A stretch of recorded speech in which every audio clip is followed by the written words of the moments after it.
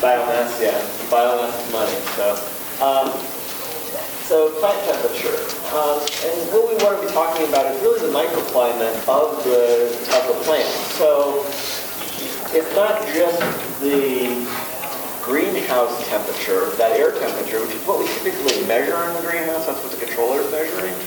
But the plant is, what we really care about is what that plant is seeing. And there's multiple parts of that plant. So the root temperature can actually be different than the plant temperature, or the leaf temperature.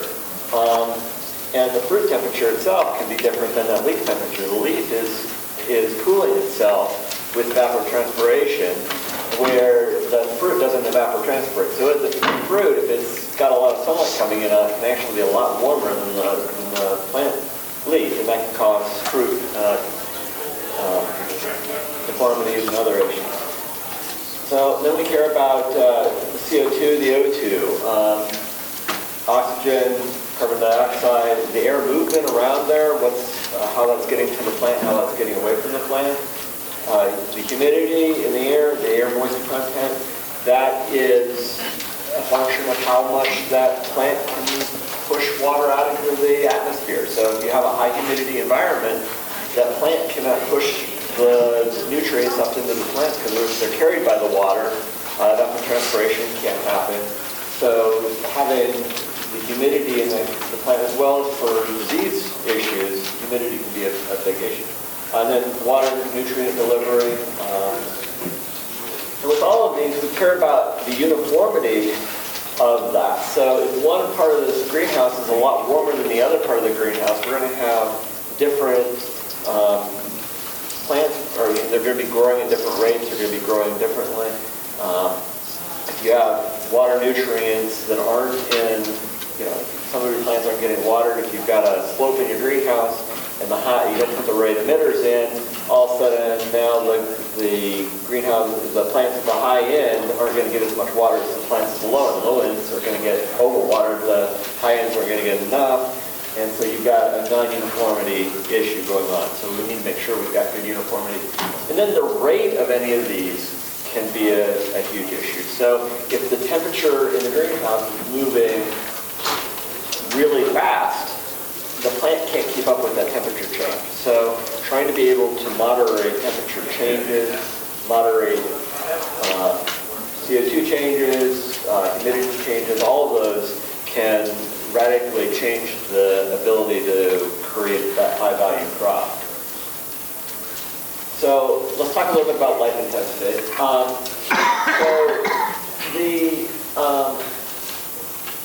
The light is what drives photosynthesis, and what that part of the light spectrum that grows plants is called photosynthetic active radiation, or PAR.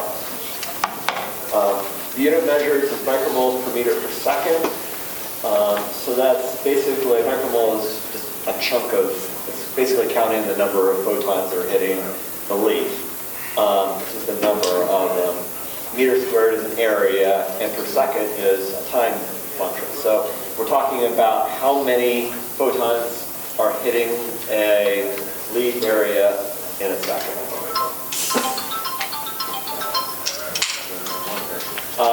So it's an intensity measure of light. In other words, we're measuring how much we're getting at any one point.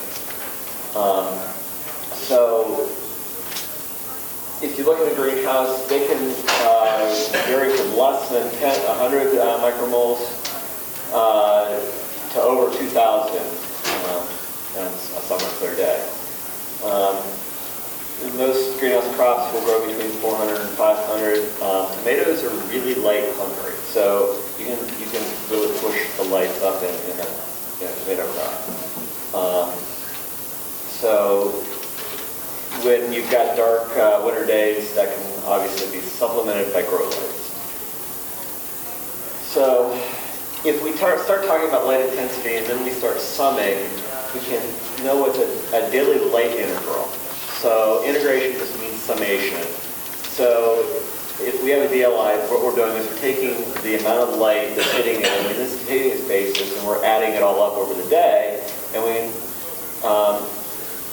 figure out over a 24-hour period, and that includes, you say 24 hours, it's mainly sunlight for 12, but then if we're adding additional grow lights, we can add that. That can actually add to the daily lighting overall.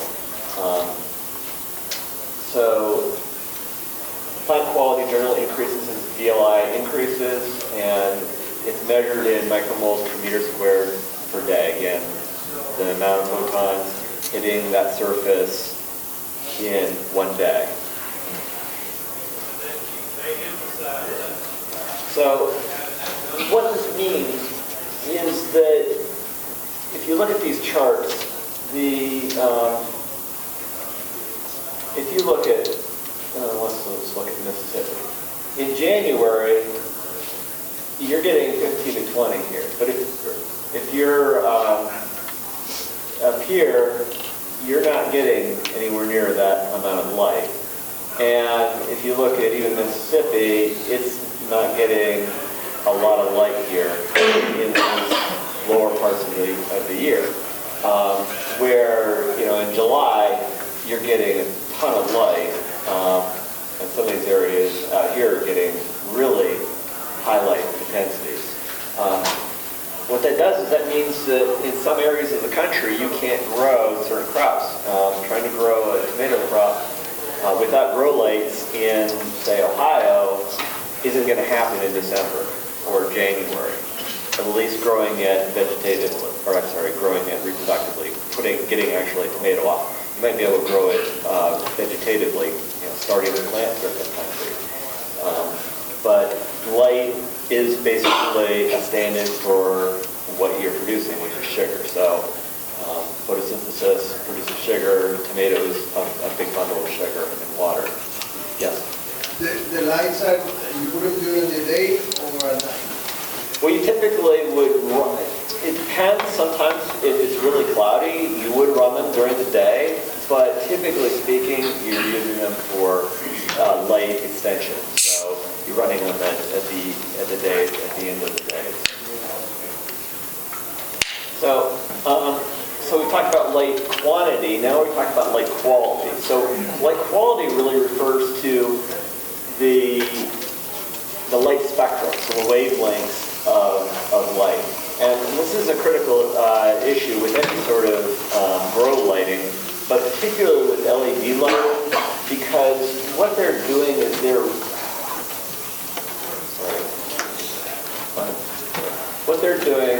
if you look at a red light, they're really spiking high in some of these areas. And this green line is the light spectrum of what a plant. This is the sense of the green line is plant sensitivity to light. So if you notice, this is basically where green is, and that's why plants look green is that they actually reflect more green light.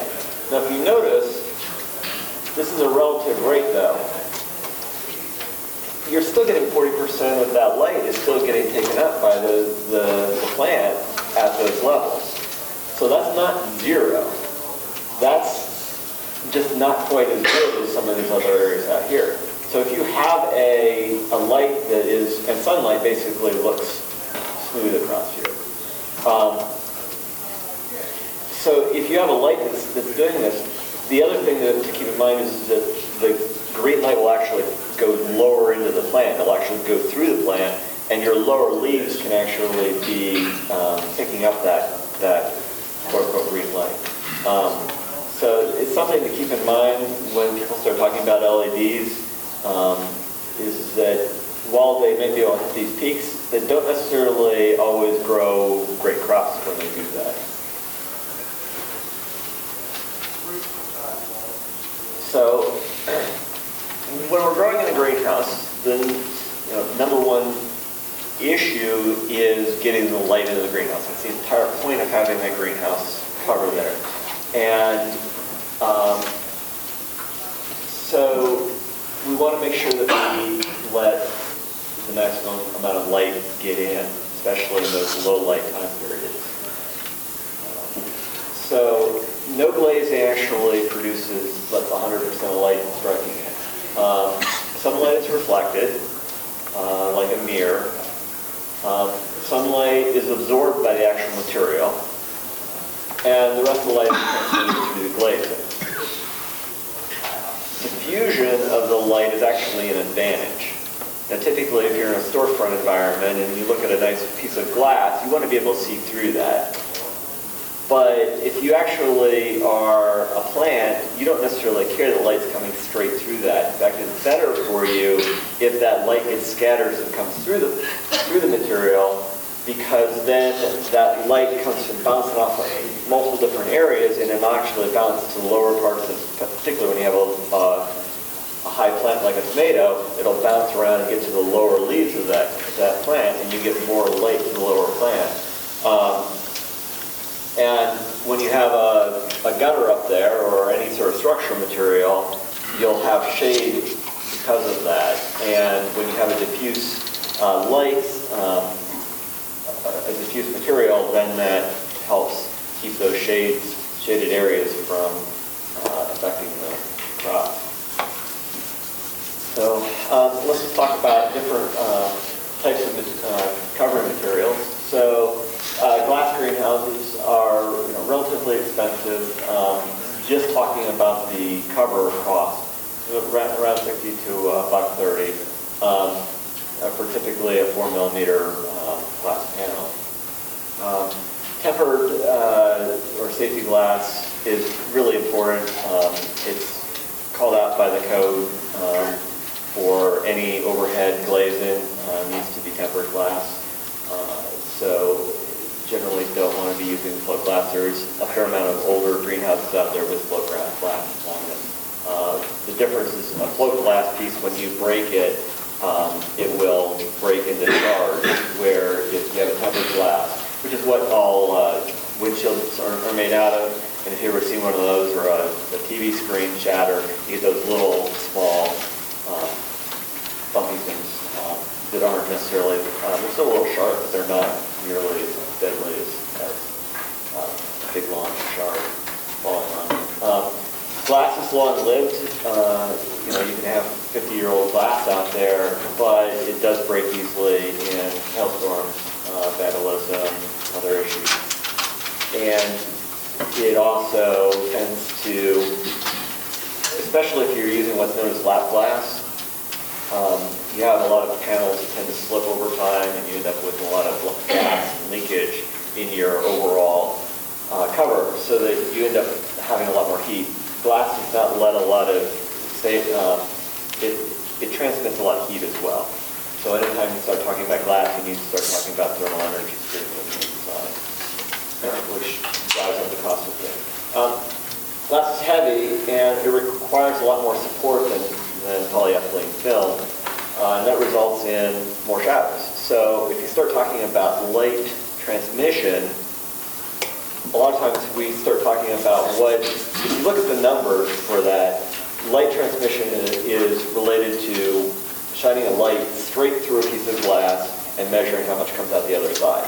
As soon as you start sloping that and coming in at a different angle, all of a sudden you get more reflectance off of it, which is partially related to diffusion. So if you have a diffuse glass, you can get more light through it if you do that.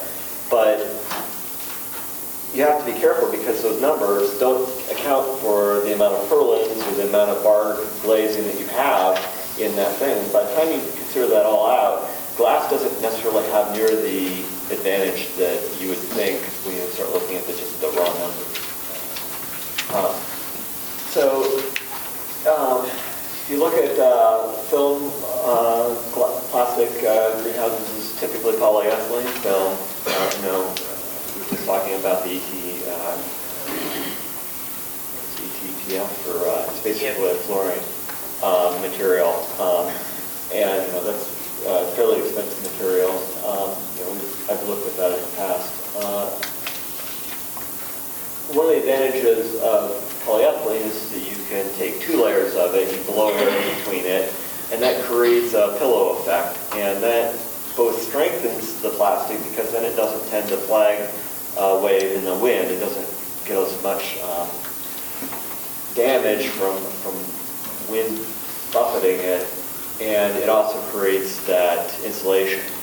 By doing that, though, you do decrease the light transmission through the pollen.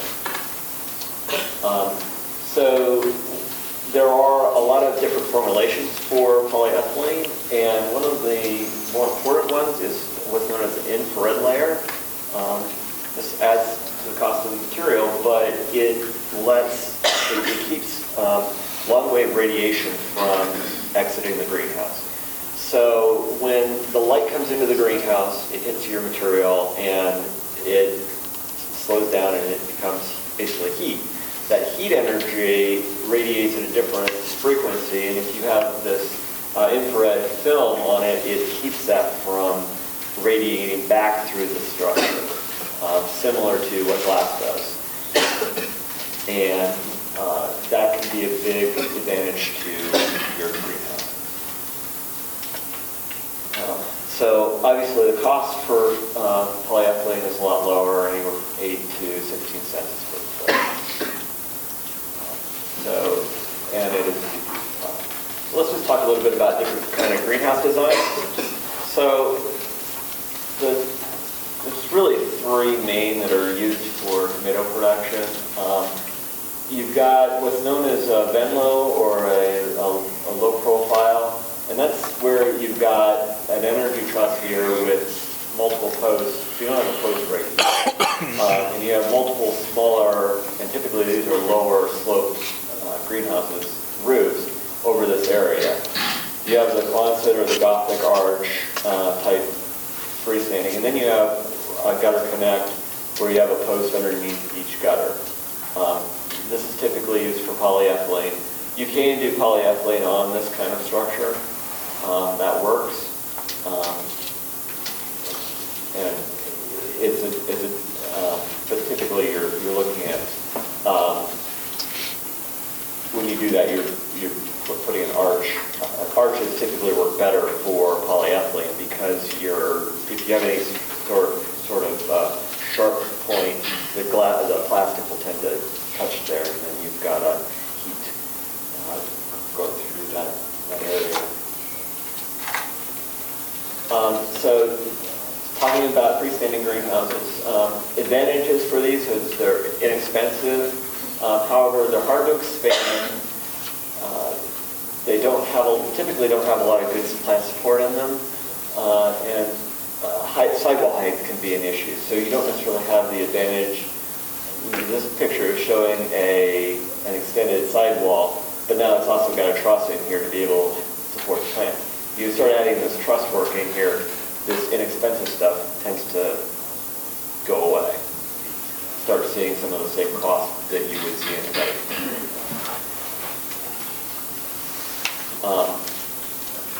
And from a hard to expand point of view, while your entire greenhouses get separated, they also, you're walking outside, you don't necessarily have a lot of hen house space. It's hard to connect to a rounded arch to connect hen house spaces. There's ways to do it, but it becomes difficult to create a lot of space under one area and have a lot of ease of access and keep the cost of your labor costs down. So gutter height, gutter connect greenhouses. So post height is definitely a design factor here. How high this greenhouse is, these have been getting higher and higher over time. Unfortunately, in different places, they haven't kept up with the design of the posts, and there's some weak posts out there. Which is basically a disadvantage of that. The higher you go, the more you need in post, which means more steel then. Flat wires are typically supported at between 9.5 and 10 foot off the growing surface. That can be more. I've seen greenhouses up there at 20 feet where the plant wires are. To do that, though, that means that you're going to have some sort of movable work platform in there to be able to work. Greenhouse in Mississippi because it's an agricultural structure. I'm not exactly sure what Mississippi rules are, but a lot of states that have a lot of agriculture. They exempt greenhouses from needing stamped prints or having a building, being in the building code. But regardless, that can still impact how the insurance company looks at insuring. So taking a look at a little bit of the vent glass type, the advantages of this is that they get pretty good highlight into them. You can naturally vent them. They're vents here. They're typically vented either side of the center aisle. They have this plant support or energy truss in here, and there's a lot of times there's on the top row, you'll run an energy screen or a shade screen. On the lower, then you can run plant wires or drop plant wires down below that and run your plants on that. You've got big large areas because you've got these energy trusses spanning across here. This can be up to 42 feet across. You don't have a lot of posts in there. There's not a lot of, when you pour concrete, it can be easy to do that. But especially in small ranges, these are really expensive. They have a lot of heat loss because of single layer glass up here, and no insect screen. Insect screening, well, you can do it, but as soon as you put insect screen on these, they don't ventilate very well at all. But we'll talk about that a little bit when we get to fan and pad type cooling houses where we can do insect screening. So a polyarch, naturally ventilated house, it can be naturally ventilated. We'll talk a little bit about natural ventilation in a second. Cost is pretty inexpensive. Light uniformity is pretty good. Light levels because of polyethylene is not as good as glass. You got more posts.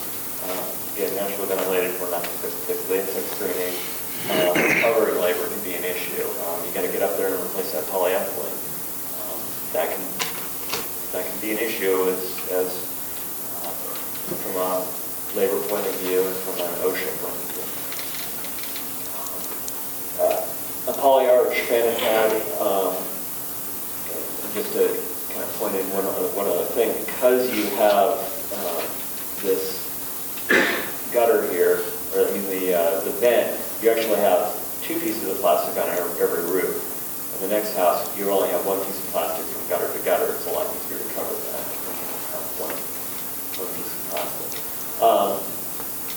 So, polyarch fan and pad, low cost, simple, insect screening is possible. Light uniformity is pretty good. There's not a lot up there. It's very, you look, there's not a lot of material here. There's not a lot of structure. There's not a lot of things in the way of the light. Again, polyethylene, lower light levels. You're limited in house length. As Rick said, particularly in the Deep South, 96 feet is a good number. 128 feet is typically what you're aiming at over the rest of the country. You can push it up to 150 in lower light areas. They tend to be loud with the fan noise, and you've got your fan operation costs, electricity costs to drive them. So a couple other things, especially in no snow load areas, are open roof fabric houses. These really ventilate well. Basically open the entire roof up. When you've got them open, they've got really good light levels. The light levels can be a little, they can vary. When you've got it partially open, you'll get strips where you've got highlight areas and then you've got low light areas next to them. So you end up with light uniformity is not necessarily as good until you get them all the way open, and then it can be fairly good if you get the packed up tight. They're cost-wise, they're kind of actually in the middle. Heat loss, single layer cover, not as well, although in some places they'll actually run a second one over the top, going one way and going over the other way, so they overlap. And by doing that, they'll actually create an air layer in between. You're not looking to put insect screening here. In fact, you're trying to more create an outside environment that you can actually protect temporarily when you've got hurricane or when you've have a typically bad environment outside, but you're actually more looking at trying to recreate an outside environment with these kind of houses. The open roof hard type structures, these tend to ventilate pretty well. They can have pretty good light levels, but they really suck at light uniformity. You look at some of these pictures, you can see how much structure there is out there because of that, and see how this light uniformity on this crop down below. You see all these shades? If you look, yeah, it's light right up through here, but the sunlight's not coming through that straight. It's coming through it at an angle. They have a lot of complexity to install, so that there's a lot of moving parts in these. So, back to our, what do tomato plants care about? We're going to talk about environmental control systems from here on out. So, let's talk about plant temperature here. And the first thing we need to talk about is heating. We're going to talk about cooling next. But the heating, what do we want to heat? Back to the thing, we've got the microclimate of the tomato. Are we heating the air? Are we heating the soil? Or are we heating the plant? So depending on what and where we put that heat into the greenhouse, it affects both the efficiency of that heat as well as the type of microclimate that we produce to the plant. So unit heaters typically heat the air, and typically heat the air above, and when you're heating the air against the cover, you have to heat all that air up in the greenhouse until it gets down to low heat rises. You got to heat a lot more air in that greenhouse, and therefore the cost for using that is a lot more expensive than if you're heating from the bottom and heating up, because you can heat the plant roots if you're on the bottom, and plant roots are what drive the plant in a lot of cases. So if you have cold roots, the plant's not going to be able to do that. Now, Mississippi, other southern areas, that might not be nearly the disadvantage or the issue for you, as opposed to someplace north of the Mason-Dixon line where you get a lot cooler ground temperature and controlling that bottom temperature is. So hot water can be used to either heat the floor, or it can be also tubes and heating the air. Radiation heaters are sometimes talked about, and they just don't work in tomato houses. Anytime you've got a high crop, it just doesn't work very well. So, heating cost factors, things to keep in mind. And again, I've got numbers on a lot of this stuff, but we can talk about that after this. If you have questions about some of those. But so fuel costs, burner efficiency, the heating system efficiency, the heat delivery efficiency, which we were just talking about, is really important in there. Your initial purchase, installation, and replacement costs are all going to vary across different heating systems. But the most important thing to remember is that 85% of your annual heat is used at night. So the daytime heating is done by solar energy. But trying to store that solar energy can typically be very expensive and very difficult to achieve. So whatever you're doing, you have to pay attention to what can go on at night. So for most larger greenhouses, central hot water systems are best. However, they do have the highest initial cost, both all the plumbing, the boilers, the valves, etc. That tends to drive up the cost relative to something like a unit heater. But they typically have the longest or the lowest running cost. So anytime we start talking about an acre greenhouse or above, if you're not putting in a central boiler system, then you're probably missing the boat from a long-term point of view. So from a heating point of view, one of the things we can do is get the heat from another source. So whenever they're doing electrical generation, this is a coal-fired plant, that's a coal-fired plant. Those are cooling towers. Not, a cooling tower oftentimes gets associated with nuclear, but even when they're doing a steam power plant, they still have to cool that water. This is a greenhouse sitting here. That greenhouse can also cool that water.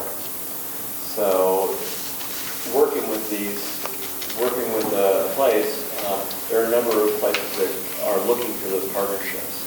So being willing to locate your greenhouse with another cogeneration source, and that can be from ethanol plants, that can be from other industrial users. There are a number of places that they can also be from geothermal wells. And this is an interesting other kind of option. This is a landfill gas. So they're taking the methane gas off the landfill, using it through electric generators. They're selling that electrical to the grid. The coolant from the generators then goes to heat the greenhouses. And then the excess electric from the generators runs the lights in the house during off-peak hours. So when you have an off-peak time period, you generally don't get very much money for your electricity. Well, they can take that low-cost electricity and run their house. And that typically happens at night. Well, what do you need at night? You need heat at night, and you need light because you're not getting any excess growth.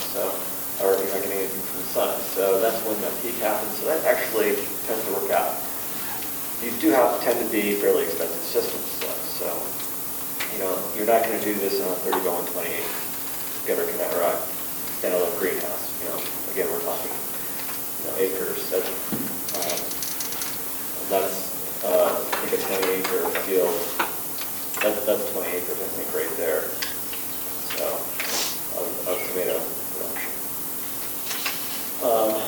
So on larger ranges, you can distribute your hot water in these pipe rails. So this is you're getting bottom heating right down in here. And then these same pipe rails are used for your work platform. You can see these are really high tomatoes. The wires are all the way up here. This thing moves up and down and drives back and forth.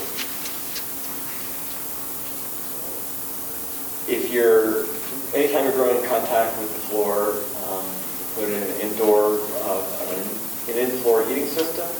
Typically, an in-floor heating system can only provide about a third of the heat needed for your crop because you can't get that floor temperature up high enough to produce all of the heat. But it also tends to be that third of the heat that happens more of the year. So it's not necessarily you've got some peak times when it's really cold, like it might, in Ohio, it might go down to -10 2 nights a year. Well, you've got to be able to heat that greenhouse those times of the year, but that's not a third of the time of the year. Does that make sense? So again, why are heating here so common? They're dirt cheap when it comes right down to it. But even when you start talking about cheap ones, the cheapest ones are really expensive. And they're really expensive in their running cost because they're only about 80% efficient. On burners, that's not counting what an 80% one that has a duct up here at the top that's just letting heat go out your greenhouse all the time. The seasonal efficiency on that is more like 70%. And that's because it's basically got a vent that's open all the time, venting out the greenhouse. Now these tend to be older, newer ones tend to be power vented, which helps. And if you've got an old stack vented unit, you really should be replacing it for all intents and purposes because a power vented one will probably have a payback in a year or 2 years. But beyond that, now there are separated combustion units for better efficiency. And separated combustion actually has the air coming from the outside. Instead of burning your air in the greenhouse, which tends to be higher humidity, higher temperature, which has less oxygen, lower efficiency if you burn outside air, and then you're not blowing your heated air out your stack with the flame and exhaust gases. And again, back to this whole amount of time you're running it, a lot of what will be suggested is to use a high efficiency separated combustion unit as your primary heater, put in one of these cheapy units as your surge unit, and then you've got kind of the best of both worlds. So bottom heat first, separated combustion, and pick up your last with some cheap unit heaters. So Rick hit on this, really no underbending heaters, period, in the story. So talking about cooling systems, there's really two different types of cooling systems out there. There's a strong evaporative pad system, and then there's a naturally ventilated greenhouse. So if we talk about a cooling system or exhaust fan system, we have exhaust fans. Important to remember that these are exhaust fans. They're pulling the air from the one end of the greenhouse through the crop and out. So it matters what we've got in the way and what's on the inlet, on the other end. If we put a bunch of things in the way, these won't work. And the amount of static pressure that these will work under has to be considered. So if you have an evaporative pad system, you can make these are spec with enough static pressure to be able to pull. So that's what an evaporative pad system looks like. I know many of you have seen that. But water's going in on top, passing by here. The water, when it evaporates, cools the air. You've got the humidity in the greenhouse. Now, in a fully grown tomato crop, guess what's also doing that? Tomatoes. So if you start talking about cooling a greenhouse, the number one way to cool a greenhouse, fill it up. If you have an empty greenhouse, it will heat up really fast. This is an exterior vent door on the other side of that evaporative pad system. Typically, especially in cold environments, we want to put that evaporative pad system on the inside so it stays heated, so we don't have to drain it off in the middle of winter. Especially in the spring where we get warm days, cold nights. And this obviously opens away from that. You don't have big holes for your operators in your pad system. Which is important, by the way, that evaporative pad system is sealed around the outside, and there's no air that can get around it. I've seen a number of greenhouses where if you look at the end, and you look down around the top, they framed it on the inside, but they didn't block it off. And so the air isn't going through the pad system, it's going in, bopping around, or around the ends. Look in both places. There's a number of bad installations there. So this is what an insect screen system needs to look like. If you notice, we're not just screening in front of this, inside that, where that evaporative pad unit is. We need 4 to 5, even 6 times the area of that opening when we use this insect screen. This insect screen that we're talking about it's designed to capture adult thrips. They used to say it was no thrift screen. Well, marketing and lawsuits got in the way of that because you really can't get every thrip out of there. They're just too damn small. But you can get the majority of them. And you can get them to pretty much ignore the greenhouse if they're flying them away too. So you don't want a lot of plant growth growing right around your eye there. You want an extrusion zone around the outside of it so you're not attracting a lot of insects to your inlet. That said, this is going to get rid of 90-95% of all your problems. Get your populations down, then you can take your IPM, which people will talk about that later in the conference. Your IPM system is going to work a lot better. It's a relatively low initial construction.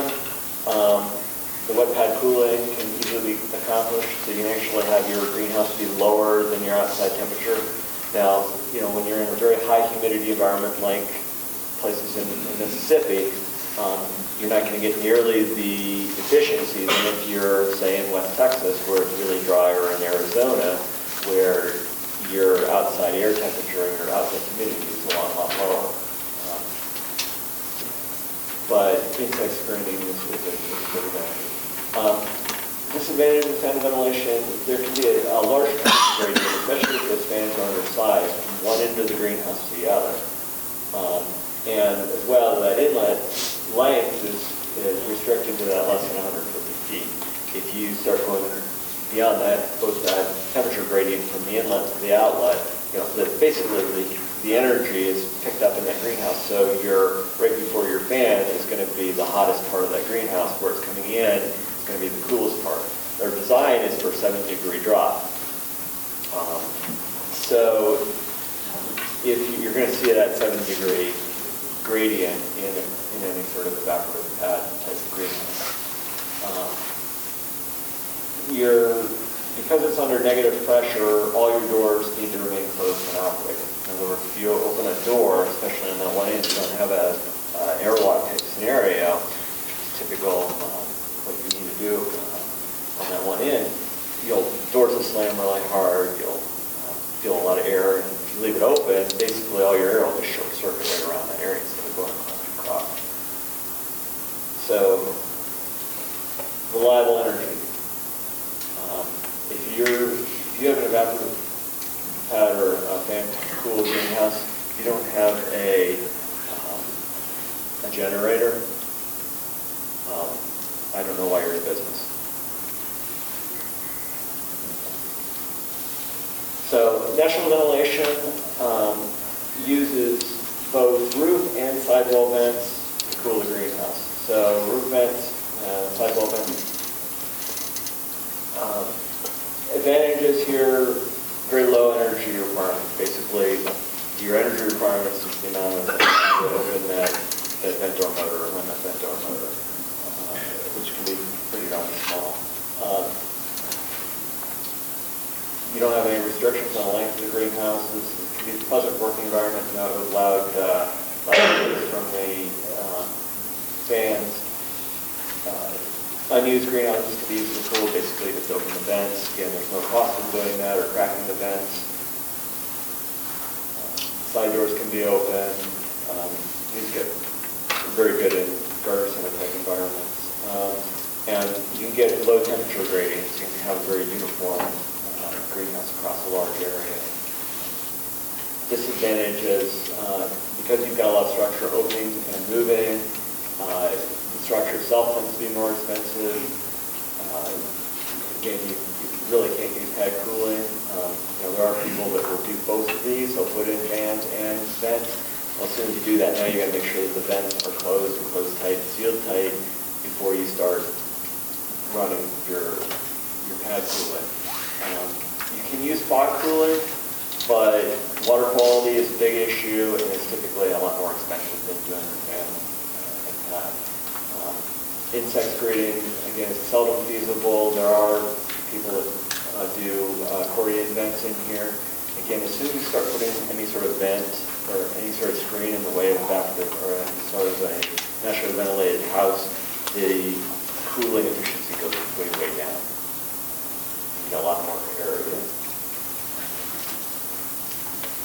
Because of that, shading is almost essential. As in an open and closed shade system on the inside.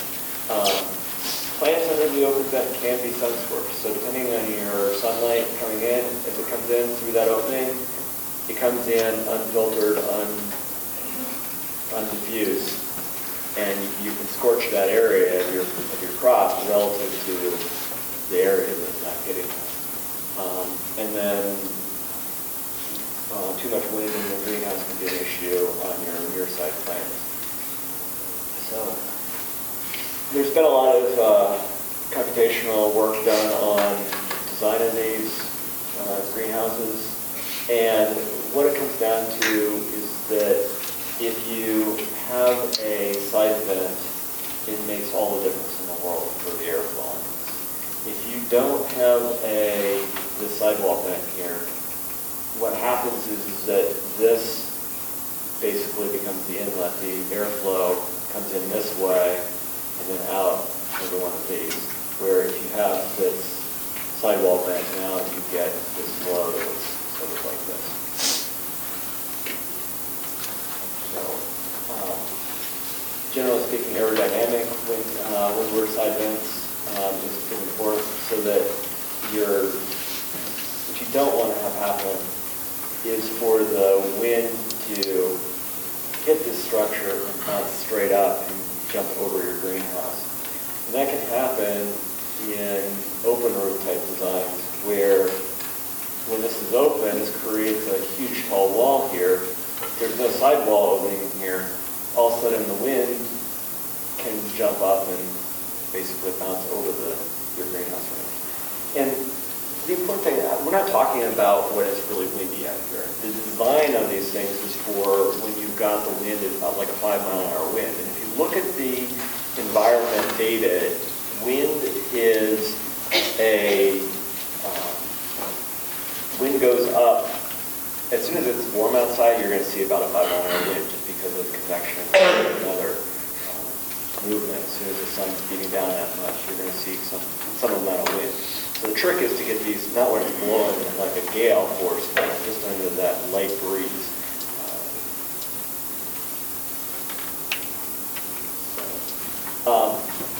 So fruit temperature, I've talked about, since fruit doesn't transpire radiation, sun heating that can be a problem for that high quality crop. Shade and plant management techniques are the solution. Not leaving enough lower leaves on to shade your crop can be part of that, but then having a shade system on the plant. Again, rapid temperature changes will cause it to form fruit. So shading can be as simple as white shade cloth, a white shade paint on the outside of the glass or the polyethylene. Interior systems are motorized and more expensive. Really never use black shade cloth. It's a bad idea. You really want to look at 40% white or 50% white in the deep south, or your aluminum strip type. Black basically heats up in the sun and then just transmits that heat right back into your greenhouse. You can get a lot more light. Again, light is sugar, sugar is money if you're using white. And you get the same. So if we do an interior type shade system, looking at how tight this bundle when it retracts is an important thing because of both uniformity and anytime you get something up above here that's in the way, it's going to lower your light. Even though you're getting it through that glazing, it's there and bounces right back out. It's never made it through your crop. It's not really going to help you. But anytime you get a shade system in here, it's a moving thing. You can't hang anything down through there. So if you have your tomatoes obviously have to be supported off of the bottom quarter or something else, the energy truss, below the shade system. All your ventilation equipment, all of your any CO2 generator, anything that you've got that's equipment that you want in contact with the crop has to be below that shade curve. So an exterior shade system is pretty much just an exterior piece of shade cloth, and then you run a rope roll along the side here, and you clip it, whatever those clip is. You can, if you do that right, typically you need to tie this back at the center, this rope. But if you do that with something like a carabiner or something here, then you can pull that shade back and stack it up on your north side when you want to, if you've got a lot of light moving, especially in the spring, when you've got maybe some overcast days where you want to cover your greenhouse. It's not a good thing to be able to move a bunch, but once a week or something like that, it's not too bad to do something. So screens at night can reduce the total glass house energy by 30%. So a screen system, shade system, can save itself in a lot of energy points. If you have double poly, you're not going to get near that because you're not having near as much heat loss through that roof. So we're talking about oxygen and CO2 and air movement. The plant on that leaf surface, when it's transpiring, if it can't transpire into a space that's higher humidity, in other words, if the plant doesn't have any air moving by it, when it transpires, it's 100% relative humidity right at the bottom of the leaf. And so it can't move because there's no gradient there. So you need to be able to have a wind or airflow moving by that plant leaf to be able to lower the humidity right on the underside of the leaf, which drives that gradient that now drives the transpiration. And transpiration is critical for plant growth. So we need to create. So typically, if you don't see your plants moving in the greenhouse, you don't have enough airflow. You should be able to see wiggling plants in the greenhouse. So there's a number of different ways you can do that. The jet fan tube going down the length of the greenhouse. You can do that with what are known as horizontal airflow fans. The idea of a horizontal airflow fan is that it's horizontal. You're not blowing on the plant, you're trying to get the entire mass of the greenhouse of the air moving in a racetrack type pattern throughout the house. So you've got to work with multiple HAF fans in a pattern so that it's blowing and moving that entire mass of air. And then there's these newer DAF fans, and there's been a lot of research done on these, and they're actually working out tests that have pictures of chicks in them, but they work really well in tomato and lettuce crops as well to get some good performance. It can be a little bit more expensive, but they seem to be worth it. So humidity control. Relative humidity is the amount of air relative to the dew point on that air. So if you have a high relative humidity, the water, you can't hold any more water in that air. So that water has to go somewhere. If it hits a cold surface like a greenhouse roof, it's going to condensate on the greenhouse roof. If it hits a cold leaf, it's going to condensate on the leaf. What happens when you have water on a leaf? Bad. Get disease issues. And that can be, when we start talking about water on leaves, you don't have to see a wet leaf. Even a little bit of condensation on there may not even be visible for you, but it's enough water there that the plant, that those mycorrhiza can sprout, and now all of a sudden you've got mildew problem.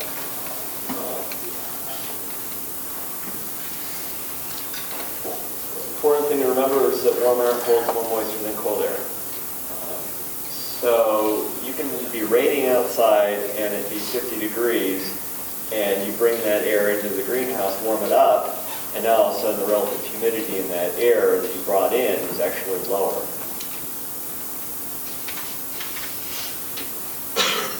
So dehumidification costs money, but the alternatives are far worse. Double poly greenhouses need more dehumidification than single layer glass type structures, simply due to less condensation. That energy that you're saving, a little bit of it you've got to use to spend on dehumidification, because that warm cover doesn't bring near the amount of moisture out of the air. The way we typically do this is to bring cold outside air and then exhaust the warm, humid air. That can be done with a gable-mounted fan and louver or that jet fan you saw. CO2 enrichment. Tight poly greenhouse is full of mature tomato plants can deplete the CO2 in the greenhouse within 1 hour.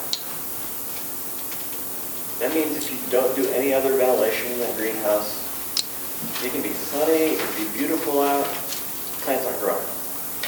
Plants aren't growing, you're not producing tomatoes, you're not producing sugar, you've got a bunch of stuff growing there and nothing's happening. So we can increase the CO2 in the greenhouse with CO2 generators, and we can actually boost that CO2 to 3 to 5 times the ambient level, up to about 1,500 ppm, which is still safe for humans. That tends to act like a fertilizer. It's plant nutrient. It is to some degree it's air fertilizer for all intents and purposes. So you have to be careful with how it gets produced. I know Steve will say, on lettuce plants, if you put too much of it, you end up with lower quality production. So how you fertilize with CO2 is part of your fertilization program.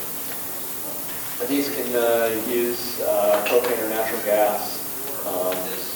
While they're basically like a direct-fired heater, they're designed specifically to grow or burn in such a way that they don't produce any of the ethylene and other byproducts that can be a problem with the direct-fired heater. And again, the plants are only using CO2 when they're under a lit environment. They're using oxygen at night. And so you only need to use it during the daylight hours, or if you've got grow lights, when you've got grow lights running. In all cases, and I'm going to skip through a bunch of these because I think Steve covered these pretty good, but greenhouse control, and in a second his opinion there, greenhouse control is critical. And thermostats are really expensive, and the step controllers have gotten really, really cheap. And if you don't have one, you need one.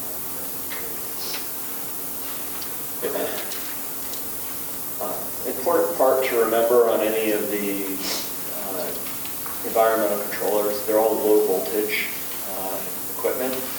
So you actually need a relay panel. These are relays and contactors to transmit something like an exhaust fan that's running at high voltages, or when you're turning on and off your lights, those all have to be on the contactor panel as well.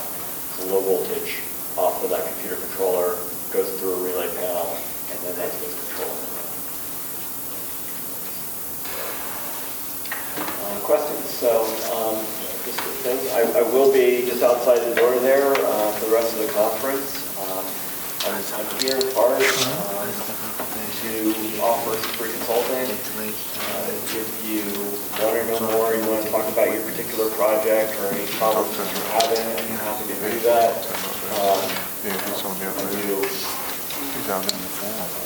Working with suppliers. No questions. So going back to the can and pad system, I've heard that a warm air bubble can trap at the top of the greenhouse with those types of systems. I mean, is that an issue? If so, how big of an issue is it? And what can you do about it? The answer is that, and let me just repeat the question, is can a warm air bubble in a pen and pad system generate over the greenhouse? And the issue is that as long as you're not growing in that space, we don't necessarily really care that it's really hot up there. This goes back to that whole microclimate. So if I can maintain that crop, that airflow going through my crop, then I don't really care what the temperature is up here. Now if I'm growing up here, now also what I do. And that can be somewhat modulated by how high that pad system is put on the wall. Because it tends to be cold air that's coming in there, and it will tend to drop to the floor. So if you're growing pretty high, then we might need to push that system up on the wall. And so can you grow higher than your pad system? Yeah.